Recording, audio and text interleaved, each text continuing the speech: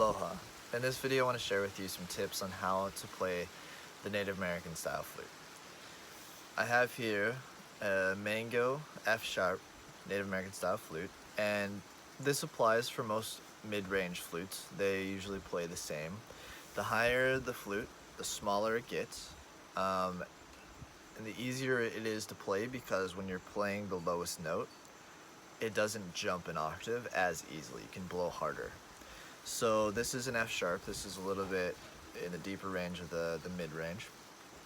And when you first get your flute, you want to make sure that your block's tied on nice and tight, and that it is positioned so that this front part of the block, which is called the chimney, actually the back part of the chimney, is just behind this front hole here, the sound hole. And then you want to make sure it's tied tight. And so when you come to your flute, you want to try and hold it so that your thumbs are on the back side. And I like to put my pinkies down, or at least one pinky. And then what this allows you to do is, if you have both your pinkies on, you can literally take all of your fingers off and your flute's pretty solid. On a 6-hole flute, you're going to actually have this hole covered most of the time for the pentatonic scale, and this really gives you stability. Because what happens a lot of times is people have their hands in different positions, and when they try and go and play the top flute, their flute isn't balanced, and so they kind of lose their grip. So try and find a nice grip so you can actually balance it with all your fingers off, because you can, this is a note too above your pentatonic scale, which we'll discuss now. So when you first start your playing your flute, the pentatonic scale is going to be the scale that's going to be the easiest to learn on. So what that means is it's a 5-note scale, and on this, with all of the holes covered, this is the F sharp note, and with all of the holes off except for this one, this is an F sharp. And what your scale is from bottom up. And so as you play, you're lifting one finger at a time. And so let's do that now. Starting with the lowest.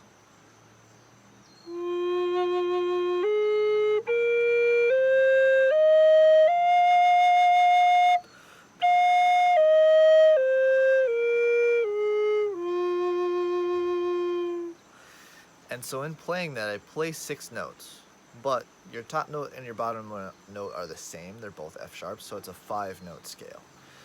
And so what that means is every single one of these is a note that you're going to be playing consistently. And so you memorize those holes, and those are the holes that you're going to be playing. So you'll never lift up fingers in the middle for this scale. This are the only notes that you're going to play. So it's like if I said on a piano, I give you 5 white keys to play. Those are the exact ones. There are other keys, but you do not play those other keys. So for example, this is a note, but for that scale, you do not play these different notes. So you just want to play those 5 notes, and that'll be the simplest way to begin. And so with your flute in a good position, and you go with a soft breath on the lower note, if you're having trouble and the note tends to jump up, that means that one of the holes isn't fully covered. So for example,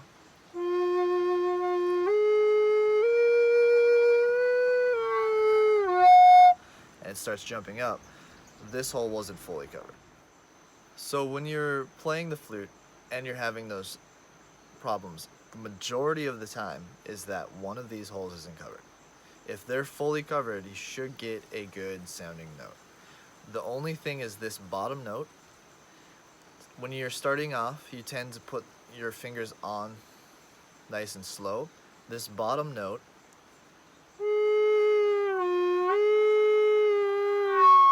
if you don't fully cover it, as you're putting it down and you go slow, it can jump as well. And if people are having trouble with these bottom notes, sometimes they can be tricky because some of your notes up top aren't fully covered. I suggest just playing these top 3 notes. Actually, sorry, top 2 notes until you get them down. So you just play this hand.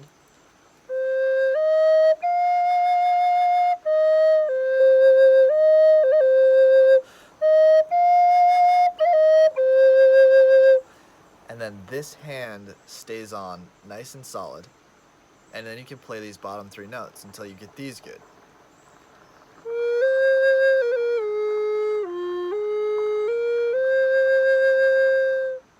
So to recap, you have your hands in a good position with the thumbs on the bottom side, and you want to have them nice and relaxed. So if you play for an hour, you're not going to be super tired and like, your hands aren't going to be stressed out.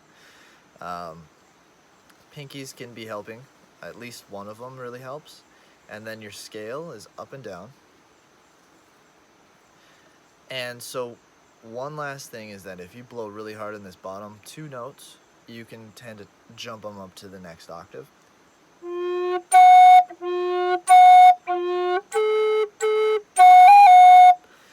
And those are your range in the next octave with just blowing really hard. Otherwise, it's different holes that you're covering and blowing hard to get above the octave still. But for now, the 5-note pentatonic scale is what you're going to want to work with.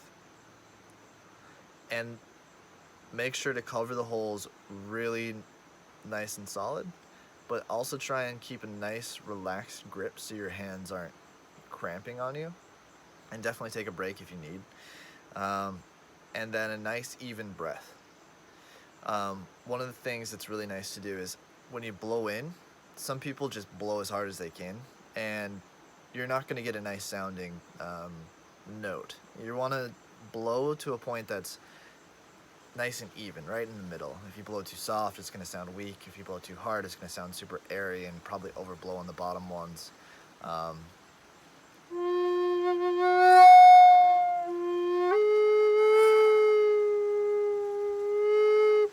So you want to find that middle ground. So you can just go through each note and just listen to what you really like. And then to create a song, you're just going to go up and down the scale, but then you can start coming back up before you get all the way down and play around in the middle.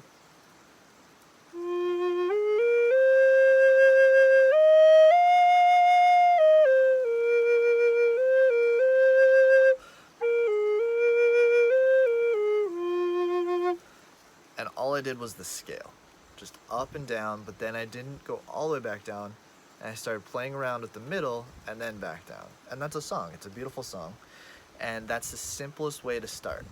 From there, you can start learning different tricks and embellishments to create more variety of sound.